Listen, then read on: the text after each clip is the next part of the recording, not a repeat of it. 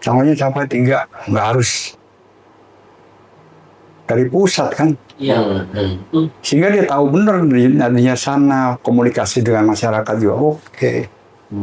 Tapi intinya masing-masing bangsa atau provinsi itu punya wakil yang benar-benar duduk misalnya wakil. Iya.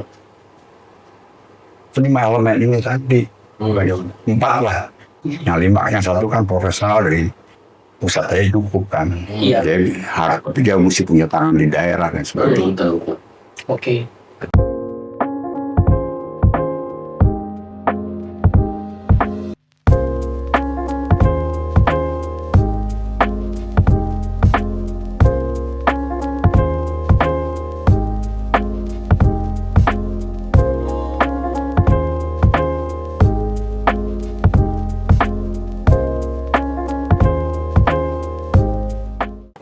Mungkin ini sih, tadi kan Bapak mungkin sempat cerita ya Pak ya, terkait soal Undang-Undang 2002 gitu ya, dan Undang-Undang 1945 yang asli gitu Pak. Apa yang terjadi hari ini kan sebenarnya mungkin bagian dari penetapan Undang-Undang 2002 gitu ya dulunya. Sebenarnya kalau misalkan Bapak melihat Pak ya, dan dengan dikorelasikan yang ada di buku ini gitu ya, kira-kira bentuk sistemnya ini seperti apa Pak sebenarnya Pak, yang ada di yang ada di buku yang seharusnya berdasarkan pada Pancasila itu? Kalau kita lihat namanya kan majelis. Majelis Permusyawaratan Rakyat. Itu kalau dulu di undang-undangnya atau di dekret ya, dibilang di undang-undangnya itu MPR terdiri dari DPD, usulan golongan dan DPR. Kan itu. Sampai situ sih sebenarnya nggak apa-apa. Cuman yang disebut dengan utusan daerah, utusan golongan, kemudian DPR, itu tinggal kriterianya bagaimana. Kalau menurut saya, kalau lihat ke sini, agamawan, cendekiawan, ya kan? Tentara, TNI lah. Kemudian sini Sultan Raja, pemangku adat. Kalau nggak ada Raja Sultannya, sini profesional kan, pekerja. Kan itu sebetulnya kalau dikelompokkan. Ini yang harusnya menjadi isi dari MPR tadi. Ini MPR terdiri dari majelis 1 ketua yang esa kan, isinya agamawan. Majelis kedua komersial beradab, isinya cendekiawan, ya kan? Majelis ketiga Persatuan Indonesia kan, Persatuan Indonesia ini isinya tentara, dari TNI lah gitu ya, dan ahli-ahli pertahanan lah, Hankam lah, ahli Hankam. Mungkin polisi ada di sini juga, gitu misalnya kan. Di sini majelis keempat kerakyatan musyawarah gitu kan. Itu Sultan, Raja, dan pemangku adat. Majelis kelima keadilan sosial, ini organisasi profesi.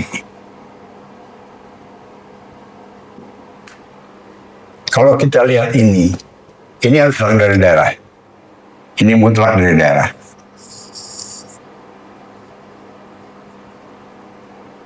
Oke? Berarti kan ini utusan daerah kan? Betul nggak? Iya, betul. Ini profesi, ini utusan golongan.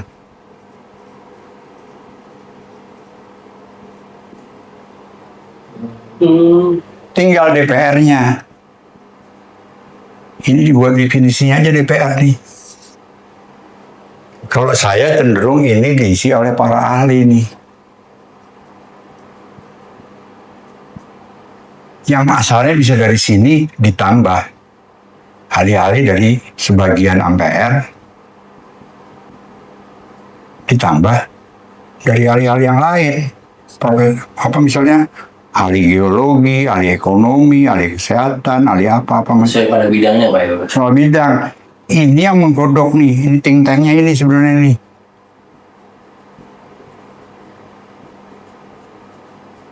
Ini think tanknya MPR nih. Dia ngodok undang-undang, ngodok termasuk revisi undang-undang dasar itu digodok di sini, disahkan di sini. Jadi dia bagian dari ini. Oke. Tapi anggota MPR dan anggota DPR ini berbeda kan berarti? Berbeda. Jobnya berbeda. Jobnya berbeda ya? Berbeda. Tapi ini dalam satu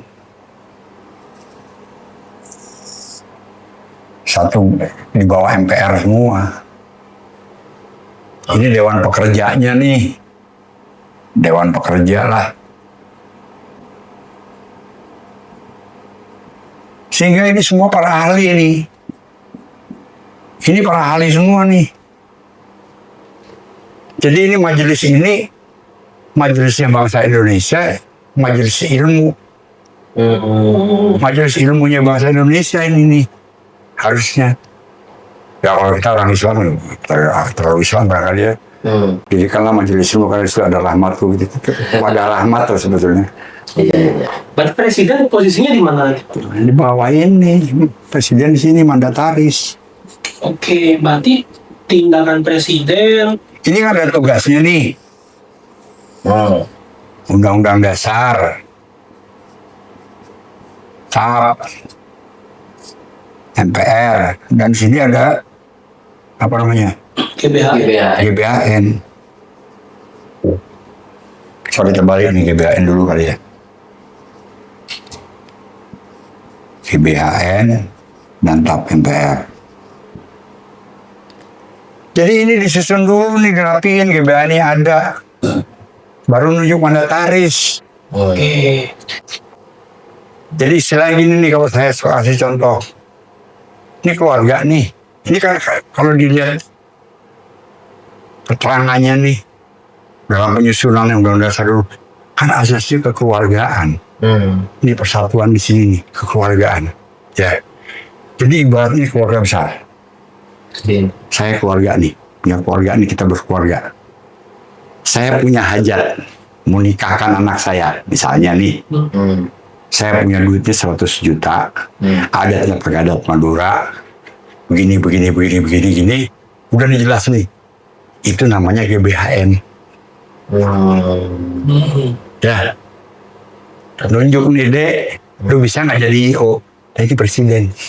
Presiden IO Pak ya. IO. Ya. Iya. Jadi presiden akan mengatakan, saya atas nama bangsa Indonesia akan menjalankan Undang-Undang Dasar GBHN berdasarkan Pancasila gitu.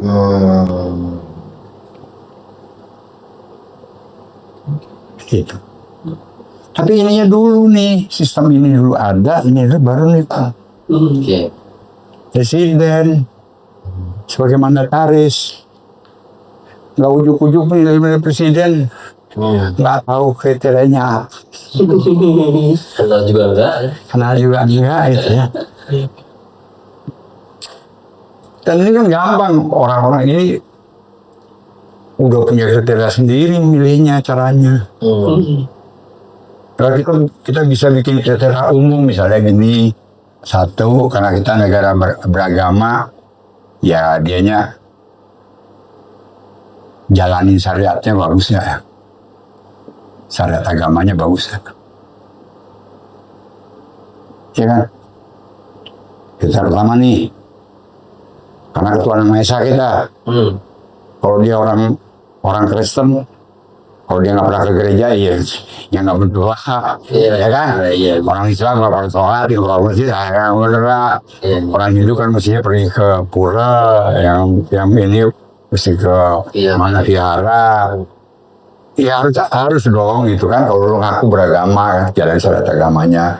Yang kedua, integritas.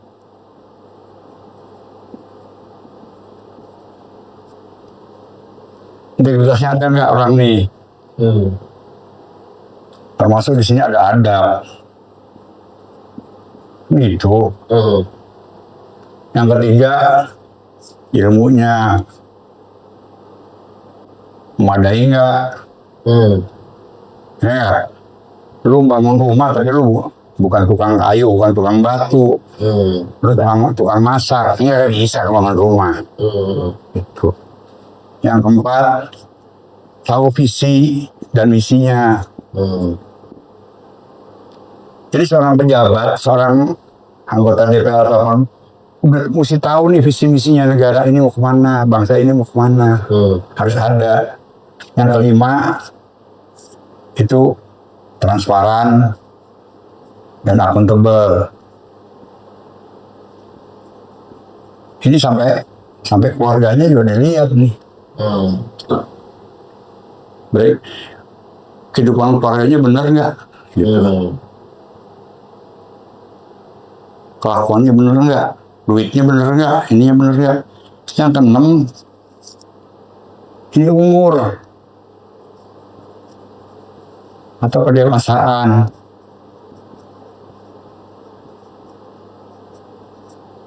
Atau pengalaman. Cuman ini nih kriteria utamanya mah. Nggak susah.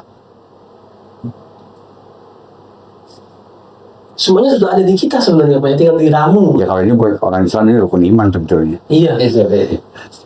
Percaya kepada Allah.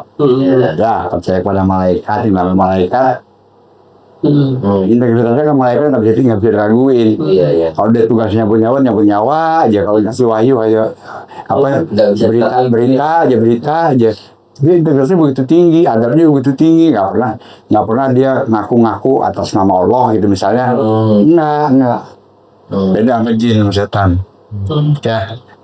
Ketiga, percaya pada kita tuh ilmu. Ilmunya udah jelas nih. Ada nggak tuh ilmunya gitu, bener nggak ijazahnya gitu kan, dia bener nggak lulusan S1 apa SMA aja nggak, jangan-jangan misalnya ya nggak tahu kan, ya nggak tahu gue kayak berita aja ada orang nanya gitu. Terus percaya kepada Nabi, tiap Nabi itu punya visi, punya misi, ya kan, semua Nabi punya visi misi ada nih. Terus yang kelima, percaya pada kadar baik buruk. Orang pasti ada baik pada buruknya, makanya mesti transparan, akuntabel, dilihat bener, diteropong bener. Terus sejelek-jeleknya Pak Harto, dulu Pak Harto melakukan ini dengan teliti. Seorang menteri yang saya dengar nih didatangin ke rumahnya, mutus siapa gitu dari Setnek, mutus bicara gimana kehidupan rumah tangganya, gimana anak-anaknya beres nggak anaknya, ada yang begini nggak ada yang begitu, itu jadi pertimbangannya. Yang keenam, percaya pada hari akhir kalau di rukun iman nih. Ya umurnya berapa sih? Ketuaan apa kemudaan? Apa sakit-sakitan sih? Kalau ketuaan sakit-sakitan janganlah gitu. Mungkin saja. Orang nggak bisa kerja gitu. Misalnya kedewasaannya juga gitu. Misalnya kenapa ada kriteria nggak boleh di bawah 35 tahun gitu misalnya kan. Itu kan soal kedewasaan. Terus ada pengalaman nih, ilmu bukan baru lulus kemarin lah, ya kan? Lu udah S2, S3 barangkali, tapi lu menggeluti ilmu itu udah berapa lama? Gitu. Beda dong seorang dokter, apalagi dokter sekarang yang pendidikannya cuma 4 tahun, sama seorang dokter yang udah pendidikannya juga yang lama dan praktek puluhan tahun. Feelingnya juga udah beda. Betul. Sini membaca penyakit kan gitu. Ini kalau di kita refleksikan dalam kehidupan sehari-hari ya inilah kira. Kriteria dasarnya. Kriteria dasarnya itu. Yang lainnya bisa ditambah-tambah tapi lebih kurang seperti inilah. Ya. Kalau kita lihat juga memilih pemimpin dunia nih, pemimpin agama, Protestan yang sangat lihat Katolik. Ya. Hmm. Kriteria ini dipakai. Difakirkan ya. Iyalah dipakai. Seorang calon pemimpin agama itu nggak bisa. Lu baru pendeta kemarin, jadi pastor kemarin itu tiba-tiba enggak, dia mesti jadi pastor kepala, jadi apa, jadi Kardinal. uskup, jadi kardinal. Baru setelah kardinal dia baru bisa dipilih. Dan itu intinya ini kan, satu dia pasti jalanin agamanya dengan baik. Dia pengabdiannya, integritasnya bersekian tahun, sekian lama melalui pendidikan. Ilmunya ada pendidikan. Dia tahu visi misi gereja kayak apa, ya kan? Dia tahu di sini nih, bisa dilihat baik buruknya, prestasinya di kemana aja, kerjanya di mana aja. Dilihat nih, terus umurnya berapa, kesehatannya gimana, udah cukup dewasa belum, udah cukup matang belum. Kira-kira ini, ya kan tinggal contoh gitu, tinggal pakai di sini. Ini kriteria umum, ya daerah suruh terapin aja nih. MUI pakai ini, rektor pakai ini, milih rektor kayak ini caranya. Ini kan Bukan tunjuk tangan menteri, Pak. pemerintah boleh ada peran, tapi usulan harus dari bawah. Oh iya, betul. Paling nggak ada 2-3 calon. Dan itu kan nggak perlu melibatkan partai politik di situ kan. Iya. Cukup majelis wali amanah sama forum rektor, forum guru besarnya. Bla bla bla, dia yang tahu persis siapa-siapa yang paling pantas. Bisa manajemennya oke, ininya oke. Udah 2-3 orang usulin ke pemerintah. Baru pemerintah yang pilih. Begitu juga gubernur. Calonnya sampai 3, nggak harus dari pusat kan. Iya. Sehingga dia tahu benar adanya sana, komunikasi dengan masyarakat juga oke. Tapi intinya masing-masing bangsa atau provinsi itu punya wakil yang benar-benar duduk di sana, wakil. Iya. 5 elemen ini tadi, 4 lah. Yang 5, yang 1 kan profesional dari pusat aja cukup kan. Iya. Jadi dia mesti punya tangan di daerah dan sebagainya. Betul. Oke.